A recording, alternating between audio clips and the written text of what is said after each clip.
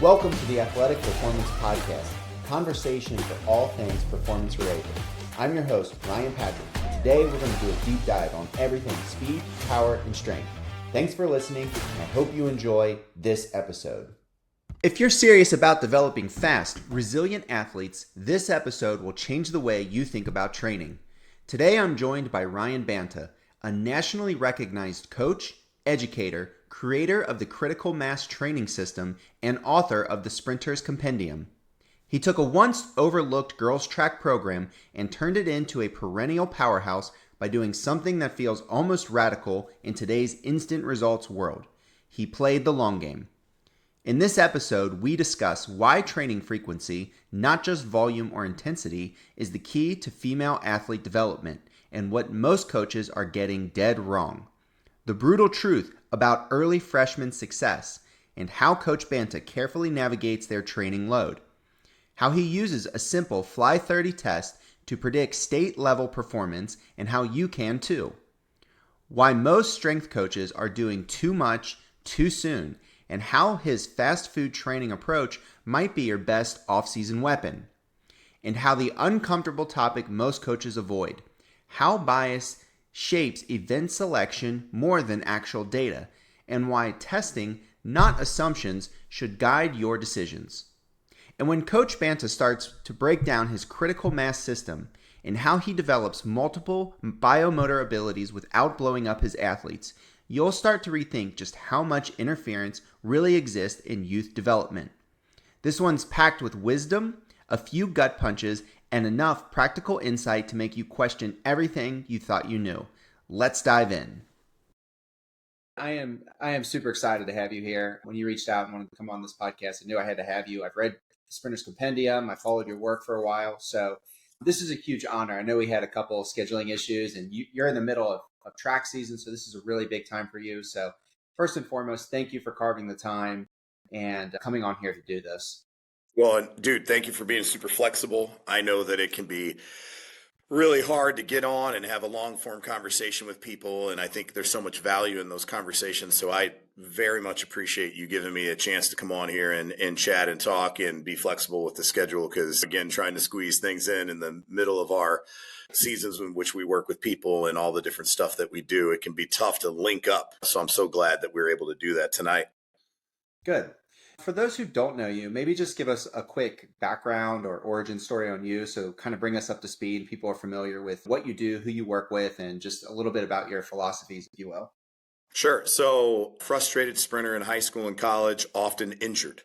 And through those injuries and through my experiences in high school and college, I kind of learned like what to not do and what to do. And I also learned a lot from kind of my experience. And then it's funny because that informs your early experience as a coach where it's, I'm going to do this and these people didn't know, whatever. And then as you get older, you're like, I would have actually hated to coach me. Like looking back, like with how frustrated I was, but if I was the coach of me, I would have been frustrated with me. Mm-hmm. And so as we've evolved into this, I did not come to coaching and education necessarily right away. When I graduated, I had opportunity to work for a congressman who had become one of the most powerful people on the planet. I ended up turning that job down because I'm an only child of only children. I wanted to live in St. Louis. My roots are here. My family's here. But I did work on a number of local political campaigns. I got a bunch of people elected or helped get them elected. And unfortunately, as you start to kind of peel back the thin veneer of who they actually are, and today, none of the stuff that, and I'm not going to get into the nitty gritty of this stuff, but none of the stuff I would share with you would be all that astonishing in comparison to 20 plus years later with how the politics of our country and other places are now. But it was just one of those things where I was disillusioned with the whole process and kind of thought to myself, I probably need a fresh start. And my mom, being a public educator and was like the public educator, she was the school teacher of the year for our entire school district. We have 17,000 kids in our school district. She was a finalist for the state of that. Our charter arts cable educator of the year. She was amazing. She's Ryan, I think you'd be a good teacher. And I'm like, I absolutely do not want to teach. I don't want to do that. Well, meanwhile, I was supplementing the political stuff. My income came from Sam's Club. And Sam's Club promised me I'd open a store in St. Louis. in Kirkwood, and that store's now been there for 20 plus years. This goes way back. But when it came time for me to get my managerial placement, they were going to send me to Topeka, Kansas, and then to Wichita. And I don't want to go to those places. Again, I know no one there. I don't like tornadoes. And I'm a Missouri person, so I'm not really supposed to like Kansas very much. But anyway, they were excited because big profit margins in the company if I went there. But that was never my why. It was never to make a ton of money. I wanted to be fulfilled. I wanted to enjoy my job, and I wanted to feel connected to people. Well, of course, as it would happen, my mom was right. I actually went and volunteered. I said, I'm not going to get into teaching, but maybe I'll go volunteer for my old coach. And I did. And I realized that after about a week and a half into it, I was like, oh God, Mom was totally right. This is the most wonderful, fulfilling, exciting thing, the highlight of my day. I couldn't stop thinking about it. And that meant, gosh darn it, I've got to go back to school and I've got to get a whole nother degree and do all of that.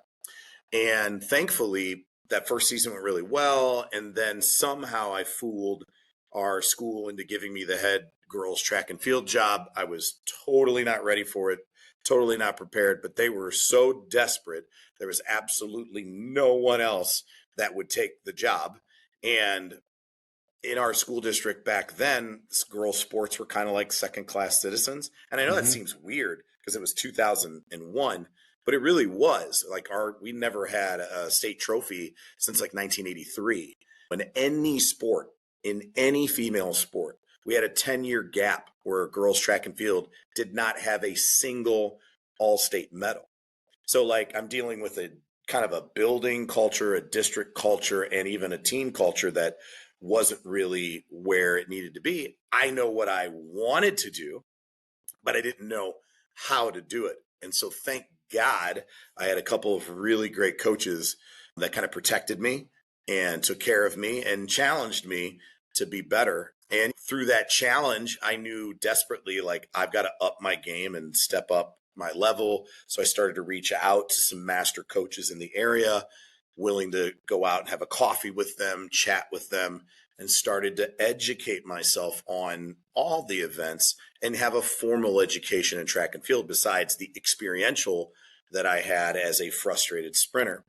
And thankfully, year number 5, we won like our first regional title, and we've kind of been on a roll since then in many ways. Lots of really good stuff. And for those that are looking on camera, I mean, we've done some things in my time here, and it's been pretty exciting and humbling to work with all these great kids.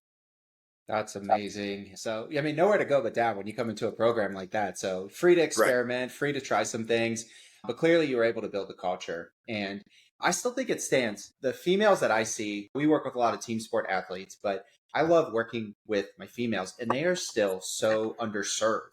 I wouldn't quite put them as second-class citizens, but it's clear that they're just not doing things and that the guys are. But it is such a difference maker. So obviously in track, being fast is helpful, but any team sport, I feel like this is an area of massive opportunity for the females. And so one of the things when I look at some of these younger females, obviously the boys, they're going through puberty. They're going to have they spit on the ground and hair starts growing. Like they've just got, such a great time. If I could go back and know what I know now and leverage that, I probably would have been way more athletic. But I want to be a little bit more specific about the training of females. And so I'll kind of leave this open-ended and you can kind of just highlight some of the overarching principles or take this any direction you want. But when we're planning to develop speed in female athletes, particularly high school level, what do you feel like is essential for a structured long-term plan to develop these athletes? So I think the biggest thing, first and foremost, because you kind of touched upon it a little bit, when you get a kid as a freshman in high school and they're a girl, they're 14, 15 years old, occasionally towards the end they might be 16, but it's 14 or 15 years old almost for every one of them. God has given them what they're going to get from a physical standpoint. In fact, what's really interesting is if you look at like when AAU and USATF used to have very robust junior Olympics, and their junior Olympic championships had truly like the best athletes in the country in their age group. And it was really interesting. The age group, when they reached the age of a 6th grader, the boys and girls reached equilibrium in performance. So the girls were actually as good as the boys within the margin of error in like sprinting. From there, the boys get better and better and better. But the girls get whatever they've gotten physically, the gifts they have, they're prepubescent, they're not carrying around a lot of excess body fat or cellulite or any of these things that make a woman a woman. And so what happens is in the past, again, these girls would come in, they would be really great.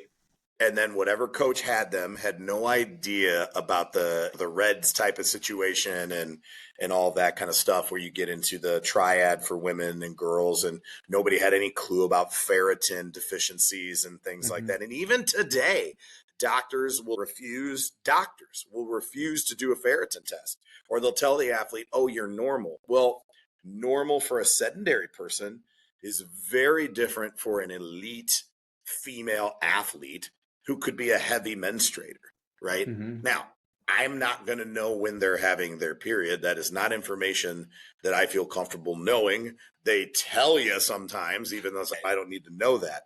But the thing is once their body starts to change, you have to pay attention to trying to keep them busy. So like the big thing for females, and this is one of the things I talk about all the time, and I am a female coach, so I'm super biased about this, but I always go, okay, if this coach is a good coach, how good are the girls when they're seniors, right?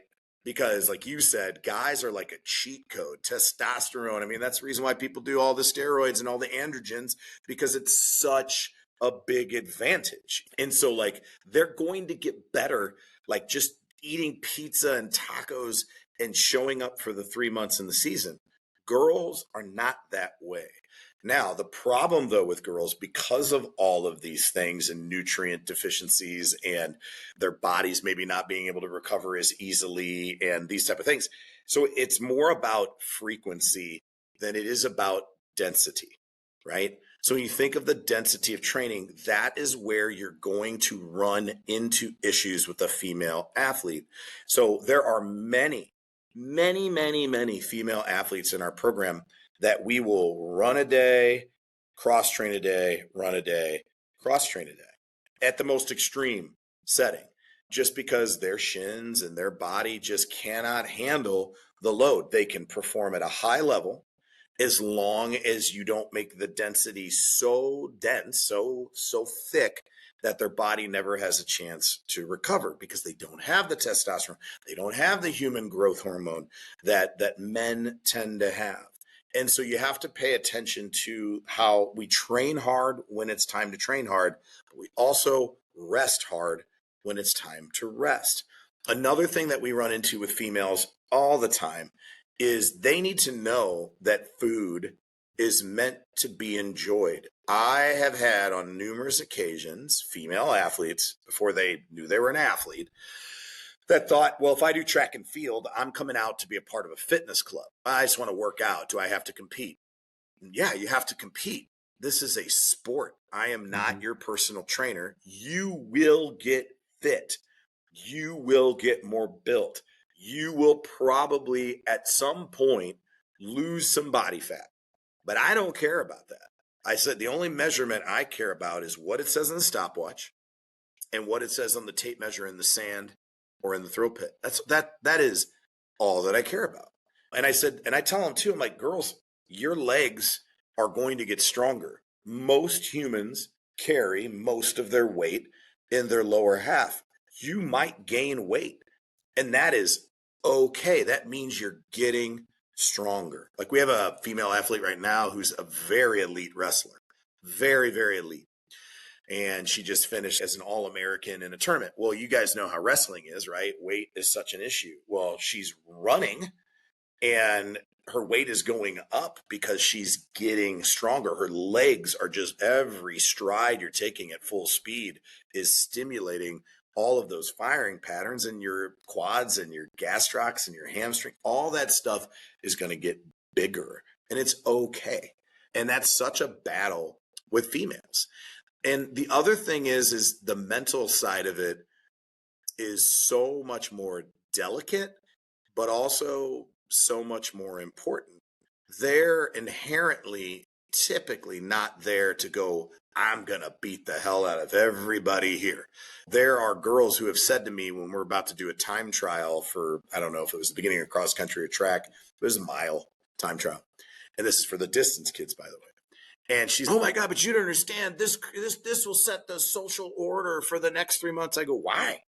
I go, there's no mama duck here. There's no baby ducks. I said, if you're not challenging each other from here to the end of the year, or from here to the end of your 4-year career, you're doing yourself and your teammates a disservice. I said, you are competing against each other. But by competing against each other, you are actually helping the other be the best version of themselves that they can be. At one point, I had 2 girls on the team, and they're like my number 1 and number 2.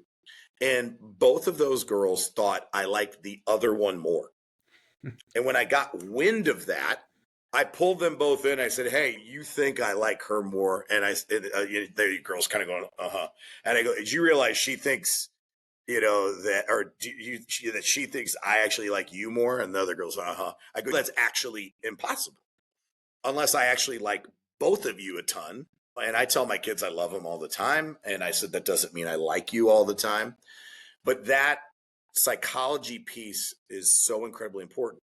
Now, that has to be something that you're around them with enough frequency that you can keep that training consistent to give them the value of showing up with frequency. Again, not density, but the frequency. Because what the trap will be is if they do not do a sport in the winter or the summer and they're not conditioning, they will go backwards. So you have to figure out a way to invite them to participate in a consistent basis, even when it's inconvenient. In track and field, I can get away with fast food training, right? Which means not a 6-course meal, not doing all the biomotor abilities, not having a lot of preparation. Cross country, that's impossible. I know before the cross country season goes, like before day 1 starts, I know how good we're going to be because I know how much work was done frequently in the summer. And I know I'm belaboring this, but I cannot express that enough. Guys can literally show up on day 1 and they probably will improve over those 3 months.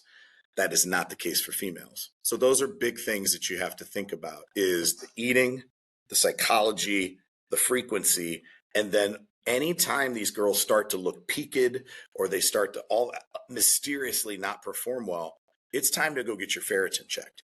And 99 times out of 100, their ferritin is low. We had a girl who scored nothing on her ferritin. I don't even know how that's possible. But I can tell you, like right away, whether it was placebo or just because she was so low that just the little bit she was getting made such a big difference. But it went like from she could barely finish workouts to running the fastest time she had ever run in her life. And so like back in the day, 20 plus years ago, they're like, they're just burnt out. Well, yeah, they're burnt out because they don't have the physical tools that they once had because you've drained them of that, or they're not eating. These are things that they need to do the whole entire time, which sometimes means you're going to have a season where they're going to regress a little bit because their body might change a little bit, but you can't step away from being that supporter, being that person that's got their back. But also I tell my athletes, my female athletes, I'm like, I'm never going to lie to you. So if I tell you something's good, it's good. If I tell you something that's not great, then know that I'm coming from a place of love, but also that you need to hear these things. So there's a lot to unpack here, and there's 2 specific areas I think I want to dive into a little bit. Sure. One is this idea of the fast food approach. I'm going to table that for just a second. But the other one is this frequency and density conversation. And I'm going to talk about some of my own missteps because we get these younger females in, and they're a little underpowered, right? They don't have the strength or the explosiveness. And I think it can be tempting as a coach to be like, well, they're not reaching the magnitude of outputs that I'm looking for. Therefore, I'm going to slam them with volume, which to what you're saying is the exact opposite of what they really need to thrive from a long-term development standpoint.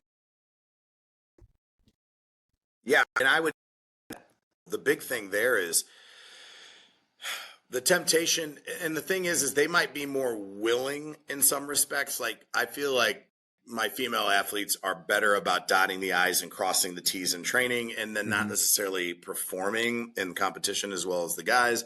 And we can get into the thinker versus the warrior type and the genes and how that all goes. But the big thing is for me, when I have a rookie in my program, whether they're a senior rookie or they're a freshman rookie, they never do the amount of volume in training that my returners do or my returning state athletes do. So there are times where I have 3 different levels of workouts that are going on for my athletes, because the big thing for me is I would rather, and I know Tony Holler's talked about this too, but I would rather have my athletes over healthy than over prepared, because over prepared means injured, right? Under prepared but over healthy means we got a chance. And more importantly, I know I can get that kid to come back. So if you look at my Fly 30 data, and I've got longitudinal data, first day of practice, Christmas, Hanukkah, Kwanzaa, I'm trying to open up my presence, know what I have on my team. And we do a bunch of tests. But by far, the Fly 30 is the highest predictor of a kid who's eventually going to be elite. Even if they're a thrower, even if they're a distance kid, comparatively, right? So like a distance kid is never going to outdo the girl I had that set the state record in the 100 hurdles last year. That's not going to happen. But compared to all the other girls in her event group, she's probably the fastest amongst them. Almost every one of those kids in the top 30 of my Fly 30 test are either a state qualifier or all state. The only kids that are not are kids that never got past the first season or did not come back for the second season. So if you give me 2 seasons and you have that ability, I am going to put you in a spot to be successful. But I want you to come back. If it's drudgery and it's miserable, and I don't know, I would rather err on the smaller side of things in terms of total volume, just so that I know I can have you healthy and allow your talents through competition to reveal themselves to me on what should be your best event choice and things like that. And of course, if you're a returner, you're still going to have to do more work. Even if you're a bum and you didn't show up and you didn't do anything, you're going to do more than the rookies, because I'm not starting you at the rookie level, because then what that does is it incentivizes you to just like never show up. And it's no, you're going to show up and you're going to have to get in shape. You're still going to have to do more. And then I have that state group, which they're very into it. They're serious. They're doing at least 3 sports in the high school season, or they're doing off-season winter and summer conditioning, and they're very prepared, and they are of a state caliber type of kid. And so by doing that, you stair-step these things where you allow them to get into shape. You allow them to fall in love with the sport, because if they're hurt, track and field sucks. Track and field is only fun if you can compete and be better over yourself, right? It's you over you is what I tell my kids all the time. Yes, there's other people competing. Yes, they're going to challenge you. You should challenge them. It makes you guys better together.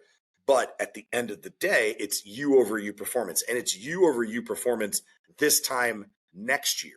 Not like at the beginning of the season, you're going to PR. That's ridiculous. The training is not set up to necessarily do that. The training is to set up that PR middle or end of season, just by the way we do things. So, yeah, I mean, there's a lot to be said there. But the biggest thing with girls is you have to be extremely careful, because they are physically in a place where they can really help you. And that can be really enticing to throw everything in the kitchen sink at them and get something crazy out of them as a freshman and then blow them up and never have them back. I would rather stair step it. And even when they get to college, I want them to do even better. That gets me so excited, because I know they're having a great experience. And I know that actually helps them build a relationship with that next coach. And so that they will stay in the sport more than just their freshman year of college, because they see, oh, I'm getting better. And then that's another 3 to 5 years of them being really fit and healthy, which for their life is a good thing. Yeah, I think though what you're talking about, this has given athletes a really long runway to gradually get this takeoff, right? It's easy to want to just try to spike that volume and run it out for as long as you can, but that doesn't seem to work. And one of the ways, like this goes all the way back, like I don't know, 20 years ago when I was like actually doing bodybuilding, we talked about year to year is work capacity, right? Like month to Right. month, you might accrue a little bit of muscle mass, but year to year, you're going to be able to handle more volume. And so, with this talking about your rookie program and how they come back and things start to tear up, I want to revisit that fast food versus what you were talking about, being able to tell how good the cross country is going to be. Because just initially, one of the things that went off in my head was, okay, it's everybody says from block periodization and ISR, and we've got to hit max speed every 5 days or 7 days, or it's a decaying quality.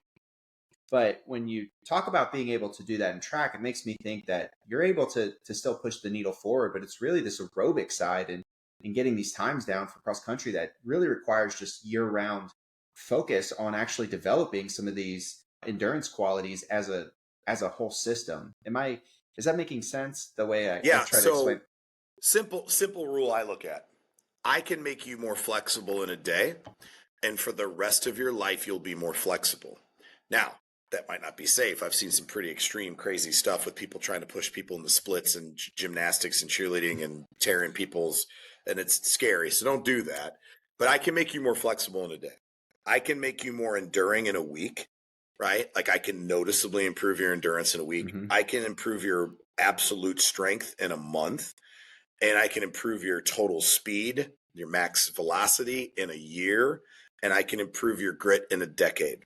Well, the problem with that is by the time you're actually a wily veteran, your body has betrayed you and you're no longer able to do some of the things you were able to do physically. But if you're like LeBron James and you've basically nerfed the entire NBA where you can do all this kind of stuff and flop around and have the league at your beck and call, well, then you can continue to keep playing for an extreme amount of time. Those are rare occasions. Mm-hmm. But when it comes to my track and field athletes, all this stuff stacks, right? So what we're trying to do is we're trying to create wins, small wins over and over and over again. And what we want is we want planned transition phases, right? So we want those breaks to not be from physical breaks because you've broken something. We want those breaks to be planned. We want those unloading phases to be planned. So then we can reload all the way through. So one of the factors when it comes to the cross country end of my job is that it takes 28 weeks, give or take, to reach an aerobic peak. Okay. And I am not I'm not a kinesiologist. I'm coming from this from what I've been told by scholarly journals and all this kind of stuff. Mm-hmm. Well, you can't do 28 weeks twice in a year because Mm-hmm. there's only 52 weeks. So when you end track, that's your 28 weeks to the end of cross country. When the end of cross country hits, we have a transition phase like I was just talking about. And now the focus for those type of athletes is we're going to come at it from a different thing. We're going to come at it from a lactic acidosis situation. We're going to come from a speed standpoint. We're going to come at it that race specific endurance, right? Types of things. And that's where the USATF verbiage sometimes doesn't totally apply to some of the things that I'm trying to do. And then if you're the sprinter though, and you take that sprint season and you extend it out into the summer all the way out, and then okay, they might have whatever their fall sport is, and then in the winter they start again. You can create 3 peaks for them, and each time you peak, you pick up 1% to 1.5% better person in their absolute performances in those track and field speed power events as you move forward. Thoughtful about making that happen because the neural system has to be stimulated over and over and over and over again to get that max velocity, where the endurance end, it's almost endless. Like you can improve that into infinity. So it's funny because as a coach you have to be very careful because you think you might be doing one thing and you're actually doing the other thing. Like I've had coaches all the time go, why are you running repeat thousands with your distance kids in the winter? Or why are you doing why you can't run that fast in the winter? I'm like, what are you talking about? You just put more clothes on, right? Because what we're trying to do is we're trying to get specifically fast for that distance, which is this underload and overload at the distance. So if you're a 1,600 meter miler, then you should be doing thousands and you should be doing 2Ks and you should be doing some short lactic threshold runs. If you're a 400 meter person, you probably should be spending time running 450s and 350s. And yes, absolute max velocity, speed, and acceleration are a part of both of those programs. But where you place it has to be designed in a way with intention. So like my distance kids will either start with fly 30s, do hills in the middle of practice, or do striders at the end. So there's an element of speed in their distance training at all times, regardless of what my goal is. With sprinting, I want to make sure that every week my kids are getting stretched in terms of the length that they're running. So we're going longer, whether that's a 300, a 150, whatever their key race is.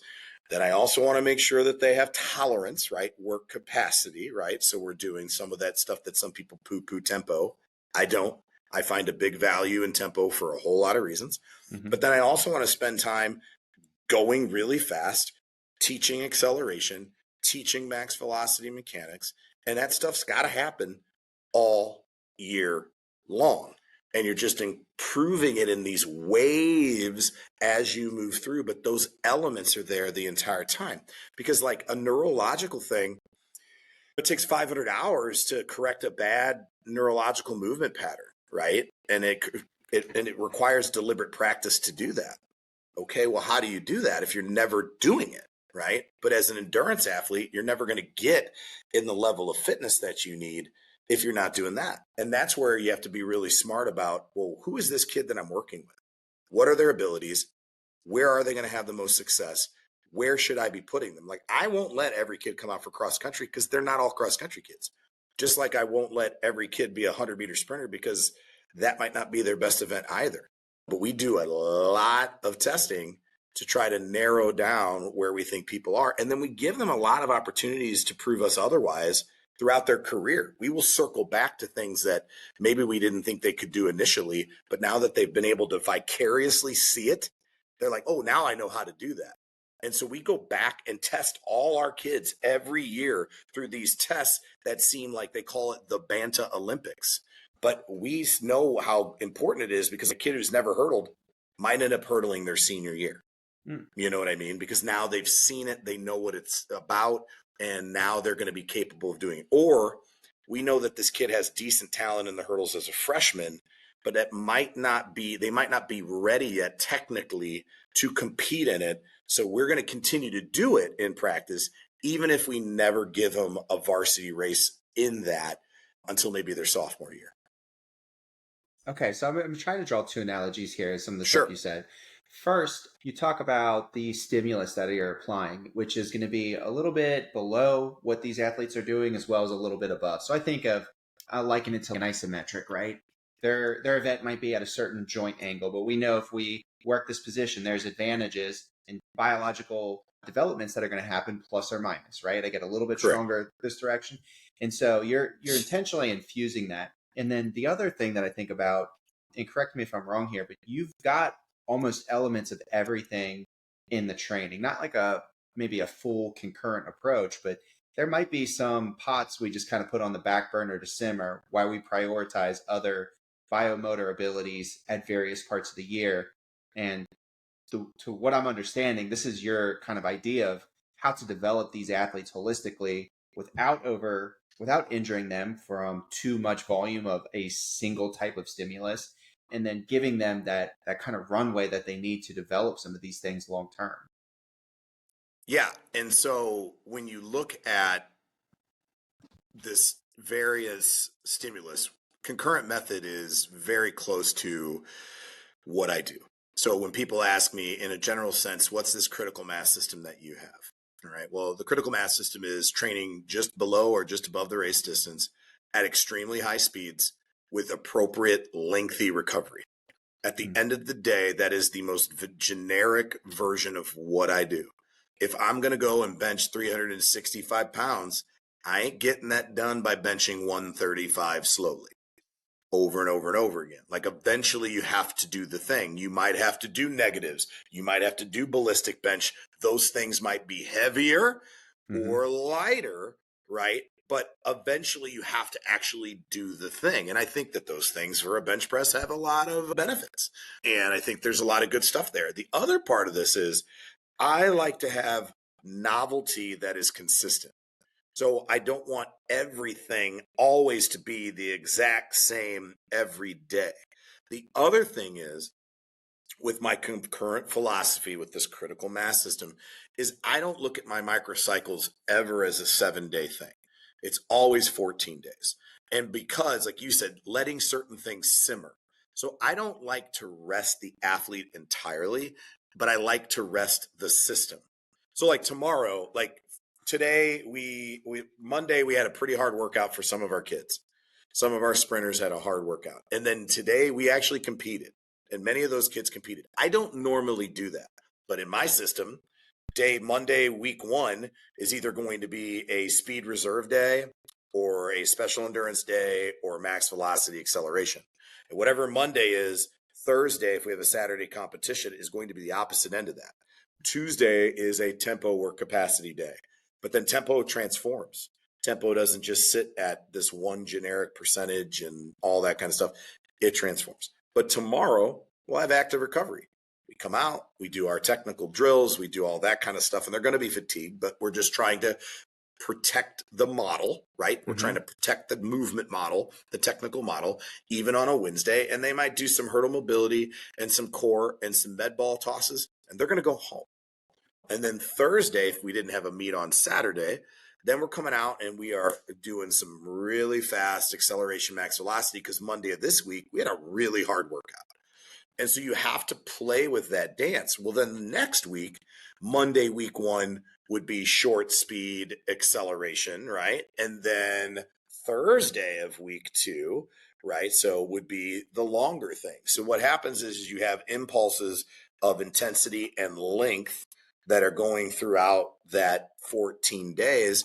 And everybody forgets that, like, you're getting elements of the things that you want from whatever you're actually doing. So even when I'm doing tempo, I tell the athletes, set up the first 40 meters like you would accelerate in any other race, and then settle into your pace. We're just not going to be pell-mell for the next, whatever that would be, the remaining 160 meters of the 200. In that way that the athletes are getting a little bit of, like you said, a little bit of everything all the time. Block method, kind of tough for me because of what I'm looking at. Now, where does block method make sense? High jump, shot put, discus, pole vault, long jump if these kids are just jumpers and they don't run, totally makes sense. And it is 100% okay to do that. As a track and field person, everything they do on the track is going to be longer than 10 seconds. So there has to be different elements that we're trying to attack to deal with that.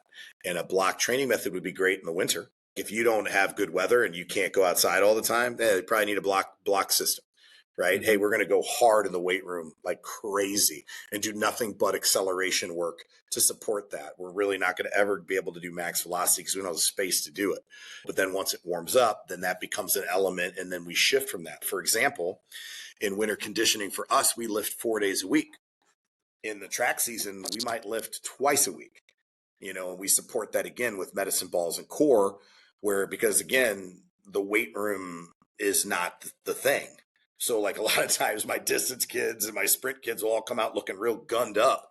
And then over the course of the season, they kind of lean out because that's just not the emphasis anymore. But then when cross country summer stuff, then we hit the weight room again a lot because we want to build up that muscle and strength. And then when we get in the regular season of cross country, that gets de-emphasized. So in a little bit of a way, the periodization scheme has a little block elements in it as well.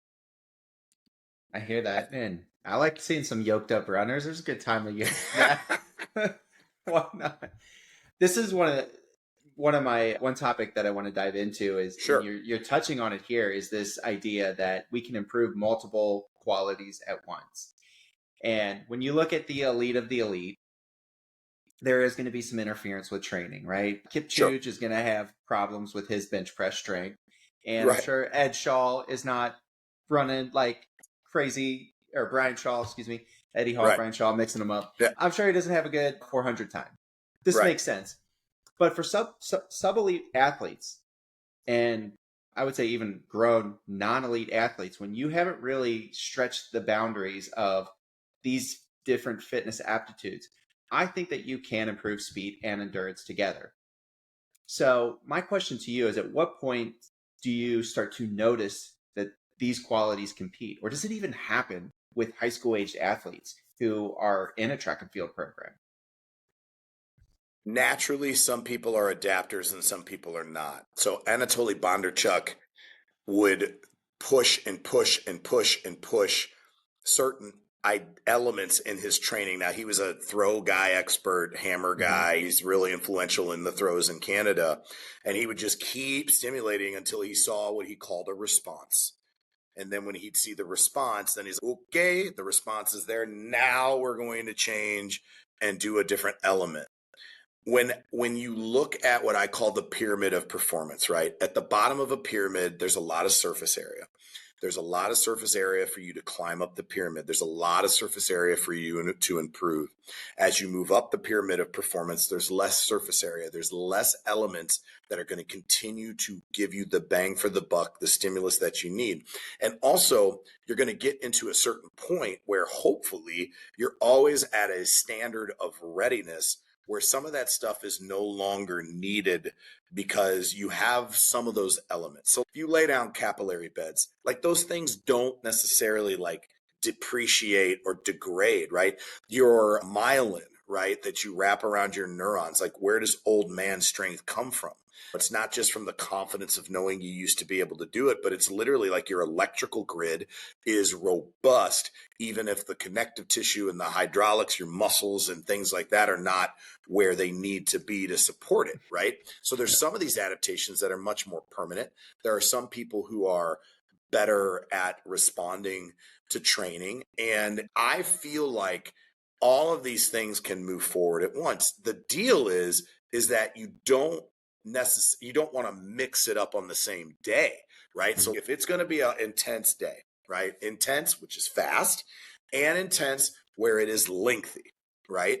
Well, that's also a day I'm going to lift weights. And even though the weight room is going to suffer, right? Because you're fatigued, you're tired, you're not able to contract as hard. Look, my sport is not weightlifting. Weightlifting is a supportive tool for, believe it or not, cooling down, flushing blood into the muscles, recovery, and yes, making the muscle belly larger or your contraction and strength in my way, like being able to freaking drive that central nervous system improves. And I tell kids all the time, look, your numbers your squat, your bench, whatever, might not look good in track, but when you stop doing track, but you're still lifting, it's still in there, your numbers are going to go through the roof because you've still been doing all that stuff. And now we've rested that system and now we're going after this system. And you're going to see these numbers go way up. I coached a kid who set the bench press record at the Army All-American Combine. When they're juniors, so they do that and they kind of test them and see who they want to invite when they're seniors. And this guy went out and they only do 185 pounds in the bench, but they do it for reps because a lot of kids can't do 225. He went out and did 47 straight reps on the bench. And we trained for the test. Yeah. And then even when he was in college at Stanford and he was a guard in the backfield, AKA a fullback, he still did, I think, 35 or 36 reps at 225.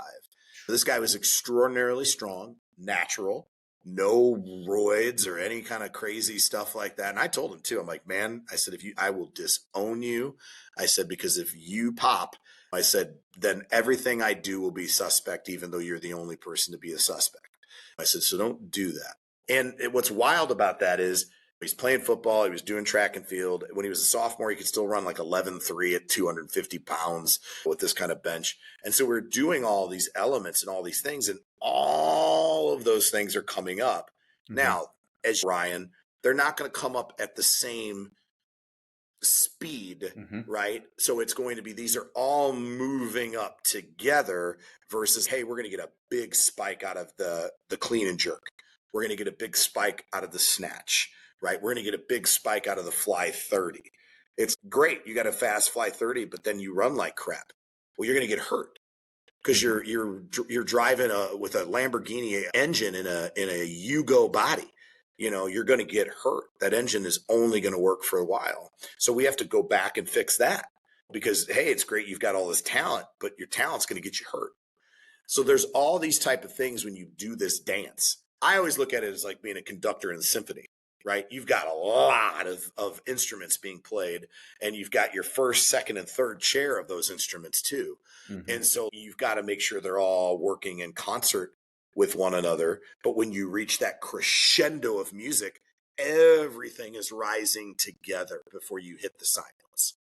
And so I look at it as I would rather suppress a particular biomotor ability or element of an athlete to create a more robust athlete that has more range and has more things. Because what happens a lot of times, and this is like people who specialize in sports at too young of an age, is you actually cut their legs out from under them in maybe a biomotor ability or physical element that they never stimulated because they only did this thing, and you've ruined them because they've only done this thing instead of doing other stuff like baseball, right? A lot of that's one-sided unilateral movements and all that kind of stuff, which creates a lot of asymmetry.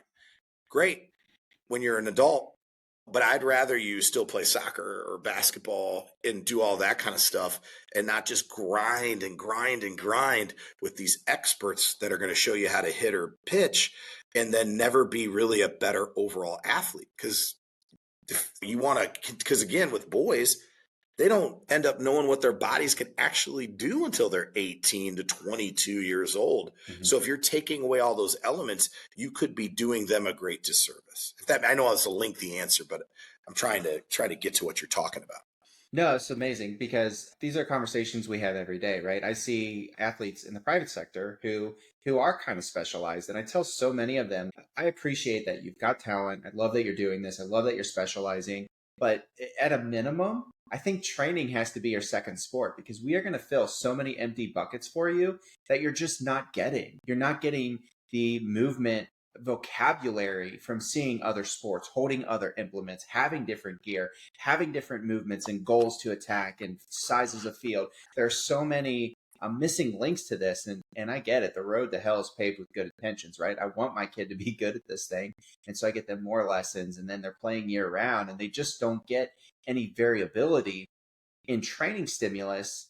And I think that comes with some psychological boredom too, because these kids reach junior, senior years, they've got scholarships on the table, and they're just kind of like, Yeah, I'm done.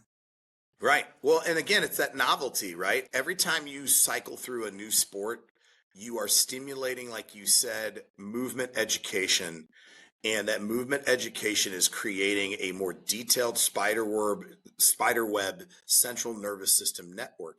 The more of that detail of that spider web, the more that it crosses and connects and touches another part of that web of that CNS, the better chance you have to get something novel that you experience as an athlete you've never seen before. And because you have this movement education, you're able to go, oh, well, I've not seen that in baseball, but I've absolutely seen this in soccer. And so you know how to move. And it's one of those things that's like, one of the best things is like being able to survive not getting hurt by being so movement educated that you never put your body in a position to be so vulnerable that you tear an ACL or an Achilles or throw your shoulder out or whatever. Because what undermines all these athletes typically is some season ending situation that they just never had any movement education, or they don't have the suppleness in their arms or their chest or be able to cross educate the body, right? That cross education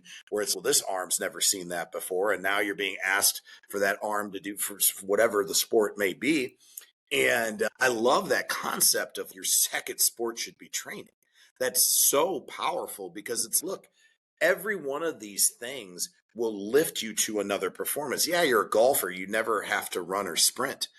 But having the ability to sprint and to fire or to be able to run up hills is probably going to give your lumbar area a lot of power and stability and strength that other people don't have. And when there is a weird hit that's up a hill or out of a bunker and you have to put your legs in a funky position, it's not the same thing as running a hill, but your hip girl has actually seen that before and knows how to navigate that movement, which will then allow you to be great. I remember when I was coaching football, And I was the strength and conditioning guy, kind of helped with running backs a little bit. And we took a team of freshmen that was 1-6-1. And eventually they were in the state championship. And all those guys started, right? And we only had 37 guys on our team, and we played a football team with 130 dudes. It was crazy. Now, we got beat because they kept running different offensive packages out there. And we were just, we had them at the first quarter, it was 0-0. Fourth quarter, it was 0-0. But unfortunately, just like if you had to go to war with China, they got 1 billion people. So it's going to be pretty tough to fight them. But anyway, like those guys on those teams, like we work out so long. I mean, we had crazy workouts and we were doing crazy stuff. And they would go, well, when are we going to do football drills? I'm like, in football season. And they're like, well, I need to get ready. I go, you will be ready.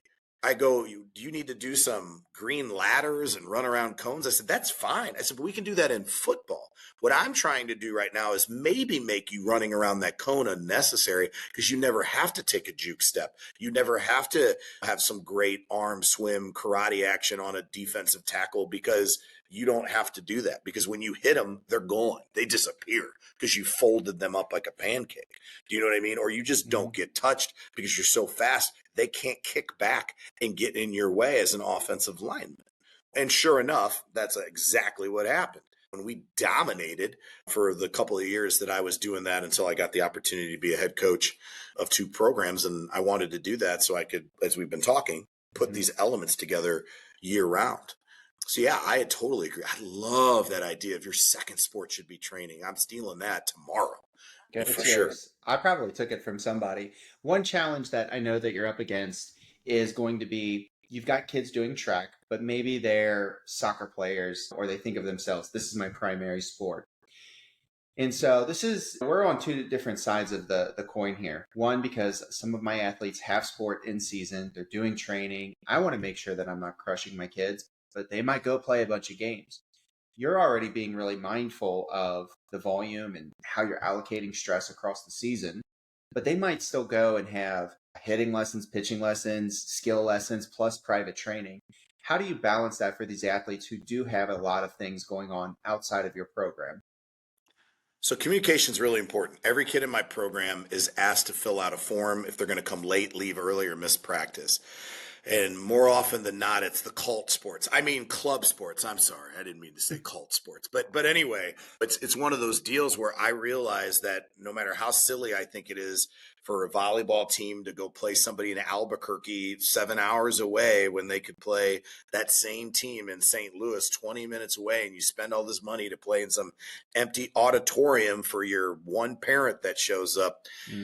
I don't know what it is about it that makes it so much more inherently fun to spend all that money. And it's the sunken cost theory, right? So like they have sunk that cost in there.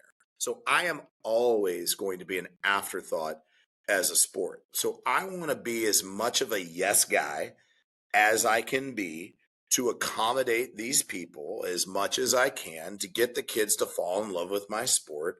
And that doesn't mean I'm asking them to quit the club. It doesn't mean I'm asking them to change what they're doing.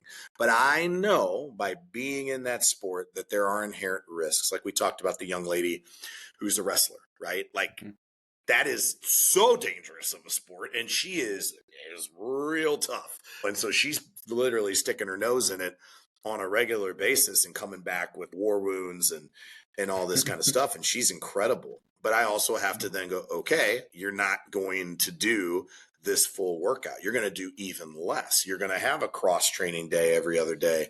And so when they fill out that form and they tell me where they're going or what they're doing, that's an indicator daily of, okay, I got to make sure that that kid doesn't do this full version of this workout. They might only do 50% because I know I cannot account for the volume and what they're doing with the club. We had a girl, she was all state in cross country, and she's also one of the 2 best players on our soccer team. Our soccer team's pretty good this year. And they would have conditioning in soccer. I go, does your coach know that you are an all-state cross country athlete?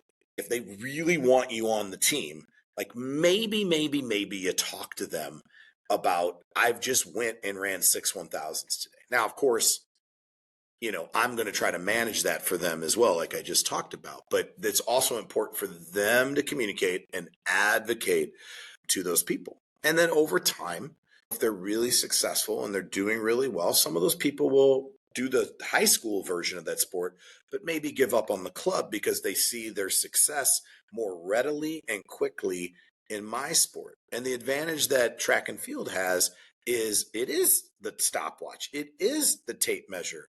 And so they can see, oh, all my work is paying off, where you can do all this stuff with a hitting coach and a pitching coach and whoever, and you may never actually see a noticeable jump in your performance because the people you're playing could be great or so bad that it really doesn't change. And it gets into this weird element. Now, on your end of it, Bob Alejo, right, the guy who was a Moneyball, he's now with what's the college and that won all the baseball championships in California. He's like the guy out there. But anyway, he was with the Oakland Athletics for a really long time. And when he was there with those guys, it's, hey, like, I would love for you to do this like really robust, detailed weightlifting routine. He's like, but we got a 250 plus game baseball season. Can you bench today? Can you squat tomorrow? Can you clean on Wednesday? So that the sport is happening, but we're still getting these elements with enough frequency that we are not diminishing your capacity and capabilities as we move through. And that's, of course, where his job, he knows he's the support of the main sport. Where in my job, oftentimes I am the support to the main sport. I am the afterthought. Like, I have to have conversations with these parents to say, hey, like the week of districts, which is the first round to qualify for state, probably your athlete, this kid should not be doing the other sport, right? Like, we're trying to peak. So I really would like the legs to be extra fresh for just 2 weeks. Can we just not do this for 2 weeks? And I don't think that's a big ask when I've given you all of these days where you miss meets, you miss weekend competitions, you leave early, you don't come, because I'm trying to facilitate that for you because I want you to be a part of the team and I want us to be good. I'm a competitive person. And the only way you can be great is if you have highly motivated people. And typically club kids are pretty motivated. You kind of talked about like this microdosing concept, right? Of just a little bit here, not overstimulating. Tony Holler says, don't burn the steak, right? This idea I think is really popular. And it's funny because I talk to so many people and coaches like us who understand this and appreciate. And I try to communicate this to my parents. If you don't get appropriate rest, you will be forced to rest in the form of an injury. But right. When I look at like my market space and even the culture of certain programs in our area, it's about who can I outgrind who. And it's just like a slaughter fest. It looks like the old days of Russian that Verkhoshansky talked about, where it's like, we're doing the craziest shit and the cream will rise to the top. Like, the good ones will serve. There's like just some survivorship bias there, right? And so it can be so frustrating because I'm trying to tell my guys, like, man, maybe just consider the possibility that do less and do it better. You don't need all of the things. So I appreciate this perspective. Yeah, man, for sure. Well, and the thing is too, some people just don't know that they think they're not doing a lot. Like I had a friend tell me, and the coach shall remain nameless, and this is over a decade ago, and his athletes ran really bad at a track meet, and this guy comes up to my good friend, he goes, Coach, I just don't get it. Thursday we did 600s and they were really great, and I just don't understand why we didn't run good today. And I'm like, 600s with sprinters in the last couple of weeks of the season? Holy crap. And it's like, some people just don't know what they don't know. And it's like, at the end of the day, like Tony Holler, he's got indoor and outdoor track, right? So like, he's going from January to June. He cannot do things that I do with my kids because I don't have that length of a competitive season. I have the benefit of having a kind of a build up without competition and do some things. And if I was in his state, I probably would do things a little differently than I do because that's the rules of the game and the competition and your site and setting and situation, all that kind of stuff. And it's wild. Yeah. When you look at like the shock jumping and things that they were doing with Yuri Vershansky and the plyometrics and just the depth jumps and the load. And it's, well, great. The kids were great in spite of you, because you had an entire nation from basically when they were 6 years old in PE class to pull all the greatest athletes and throw them into the system. And then you dope them up with copious amounts of androgens and drugs and all this kind of stuff. And you're like, look how great we are. And it's, come on, man. Like, that doesn't prove anything. In fact, that stuff probably masks a lot of the bad stuff that you're doing. And I spent my time, like I said at the beginning of our conversation, I was hurt a lot. And so when one of my kids gets hurt, it causes me a lot of stress. It causes me my blood pressure to rise, because I'm like, I don't want those kids to go through what I went through. And so I tend to be a little bit on the other end of Tony. Like, we do all sorts of stuff to warm up. Because I want to build this capacity and this suppleness and this frequency and the movement patterns. And I think sprinters are like a hard rump roast. Their tissue is super rough and chewy and all that. So you got to slow cook the meat to get it to where it's supple and nice. And so that's my philosophy with what I do.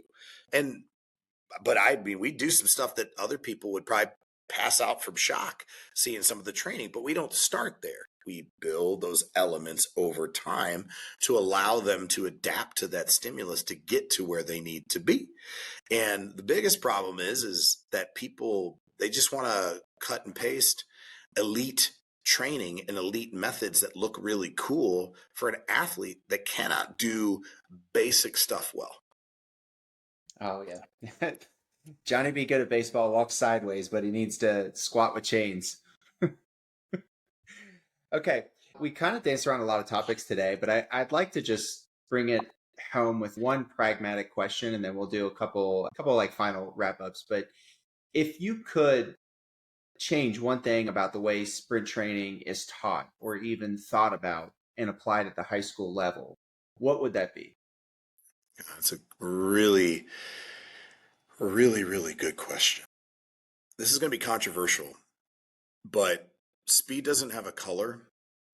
There are a lot of fast people out there, and I think that our bias, and I know this is a really touchy subject, but you need to test people to know what they're truly good at.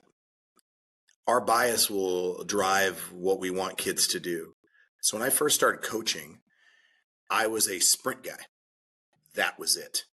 And I was feed the cats before feed the cats in some respects, like what we were doing in our models and our training. I could care less about anything else. It was not track and field. It wasn't even track. It was just sprinting. And then it became track. And then it became track and field. And what I wish I could see changed is that coaches would use the testing to allow the athletes to reveal what they are actually really good at. Like, I have seen on numerous occasions a coach who is a distance person, and Tony can't stand these guys, that will take a fast kid who's white and move them up to the 800. And it's, well, what if that kid's fast and maybe needs to move down to the 100? And your testing should tell you what they're actually good at. Now, the problem is when you first start, you don't have longitudinal data that can educate you within your system. This kid is an archetype of this person I had in the past. Like, we had a young lady, Lizzie Dejois. Lizzie Dejois, her senior year in high school, won the Festival Miles 800, and she was the fastest girl in the state in the 800. But her dumb coach, yours truly, never let her have fresh legs because we were trying to win a state trophy. And so she would run the 400, then there would be 300 hurdles in between, and then she'd go run the 800. And we did that. We're like, hey, you just cruise to get through. It'll be fine. You have plenty of time at state. There'll be like an hour plus in between. There's all these heats of the 300s, boys and girls, and there's 3 levels. You'll be fine. Well, then a tornado came through, and they had none of the built-in rest time. And so she goes out and runs her fastest time of her life as a senior in the 400 and was second in the state that year. Okay. And she's got a half an hour to try to get on the podium, cool down, warm back up, and try to run the 800. Well, you could imagine how ugly that ended up being in the 8. But previously, earlier in the meet, she went out and took our team from 13th, all the way to third. She went and grabbed 10 people in the final leg of the 4x8. She's one of the fastest girls in the 800. She also was all state in cross country. And she was the first young lady, because we have voluntary transfer in Missouri. She's an inner city kid that got to come out to the county schools. She's the first girl since 1983, 1984, somewhere around there, that was all state from the inner city as an African-American female. Now, you're like, well, I don't understand what this has to do with it. When she came out to my track team, she was the fastest freshman on the team in the 100. And so if I'm the sprint guy that I was in 2003, I would have made her an average 100 meter, 200 meter sprinter. Maybe she would have qualified to state at some point, definitely would have never been all state. But instead, she kept getting better as we moved farther and farther up. And the tests and the results and the indication was she's a level better every time the race gets longer. And then all those things that I told you took place. And she ended up getting a Division I scholarship, graduated from a college, and then came back to WashU and graduated from WashU Law School, one of the most prestigious schools in the country. And if I was this ignorant guy that was just a sprint guy in my first year, when she showed up, I would have ruined all the blossoming that could have come from that. But the other thing is true too. I had a young lady, super skinny kid, and I was trying to train her through my normal means of training. And she would be good one day a week. And then she just looked like trash the rest of the week. Well, she was not eating. And because she came from a poor home situation. And I'm beating her up with all this training, and it just wasn't working. And I said, you know what? We're going to go real short. We're going to feed the cats with her. We're going to go light. We're going to have all these extra days. And sure enough, she ended up being all state in the 4x1 and 4x2 as a state semifinalist in the 100 meter dash and looked unbelievable over what she was previously doing, because we finally allowed her talent and her physical situation and home situation to not be the detriment by me piling onto her with my bias of what I want to do in my training. So let the data, let the tests figure out what these kids are great at. Do not let your bias, or I hate to say it, racism, make decisions for you on what you're going to do with the kids in your program. They show you what they're going to do through their testing and then through their performance and competition. Be open-minded. And that means you better be darn good at coaching a lot of things. Like if you're a football coach and you're a quarterback, you better darn well know what the linemen are doing. You better have a real clear understanding of that. Because if you don't, you're not going to be the coach you could be. If you're a swimmer, a swim coach, you better know all the strokes, and you better probably be pretty versed at diving too. Like you should get good at that. Like I was so undereducated when it came to distance training, but I knew I had two stud distance kids, and I did not want to screw them up.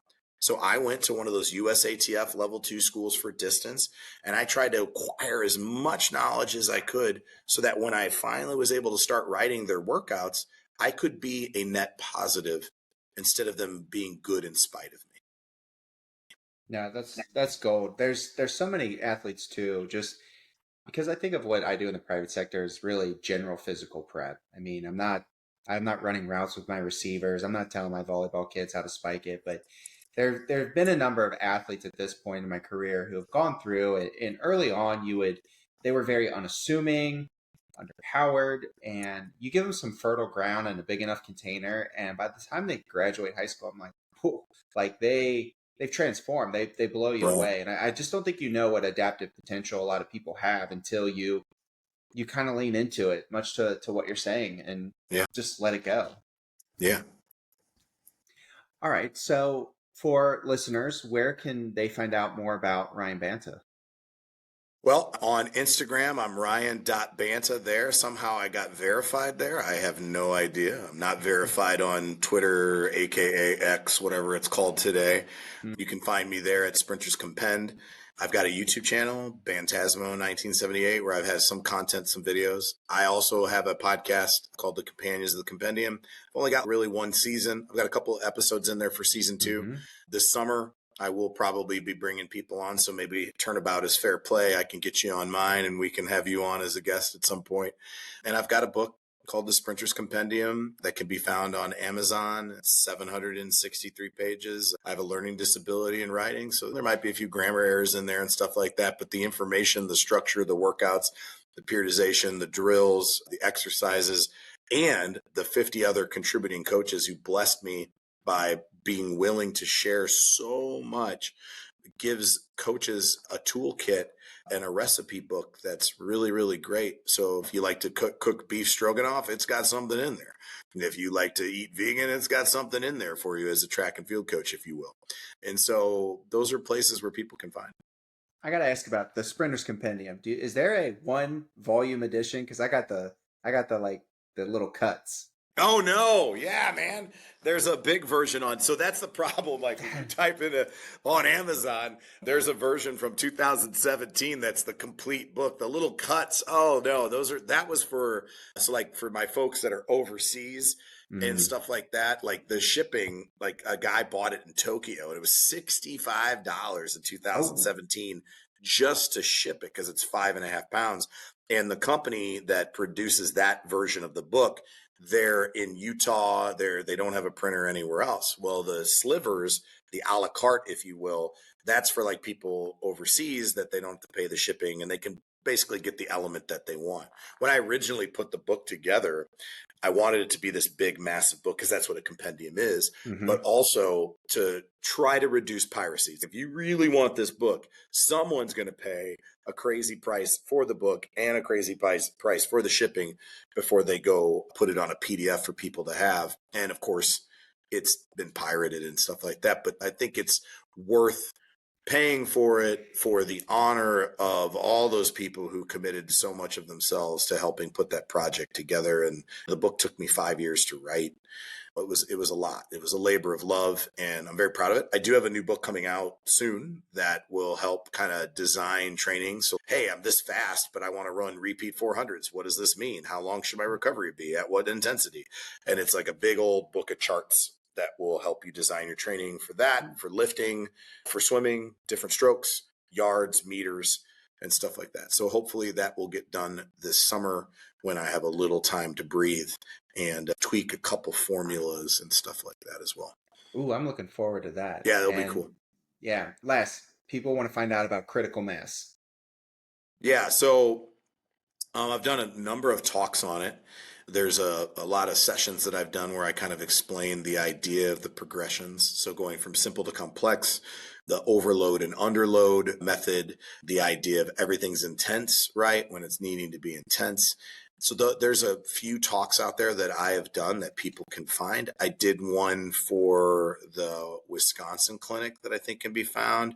I recently did one in a session for Accent Track as well. And I'm going to be speaking in Harvard and working a coaching clinic there in the summer for them, that it can be found there too. So that is a thing that was not in the book because it didn't get coined until after the book was out, when we were sitting down and talking with my buddies who we all kind of do the same system. It's, hey, we have this unique system. We really need to brand it because we need to be able to start talking to it in that particular way. So yeah, if you look up, there's a few talks that I've done where I highlight that more in detail on my YouTube channel. I kind of go into it as well and kind of explain how that looks. And the idea is take the elements of what you're doing, right? And then take the elements of the demands of the competition. And then your training needs to look like those demands. So if you're going to run 4 intervals in a meet, 4 races in a meet, you probably at some point should be training 4 high quality intervals in a practice at the intensity that would match a stimulus that you would see in competition and those type of things. And so we try to build our training around that. Awesome. I'll see if I can't track some of those talks down and try to put them in the show notes. But man, it's been an honor. I don't want to keep you. I know it's getting late for you. It's getting late here. But thank you again, carving the time. This was an awesome conversation. I almost want to bring you back on because I think we touched on maybe a third of the questions, which I kind of warned you about. But it was great, man. We had a lot of good stuff to jam on. So thank you so much. I appreciate it. Hey, it's my pleasure. And yeah, dude, we can totally do this again. It would be my absolute honor to do it. It was an honor tonight to be on here with you and your audience. And hopefully we've made them curious and hopefully answered some things for them that can make them better. I know you do that with everything that you do and all the people you have on here and share. So we appreciate you too, Ryan. All right, man. Take care. Appreciate you. Thank you. If you enjoyed this episode, please remember to rate and review us with 5 stars only. Then subscribe so you can get all the latest updates.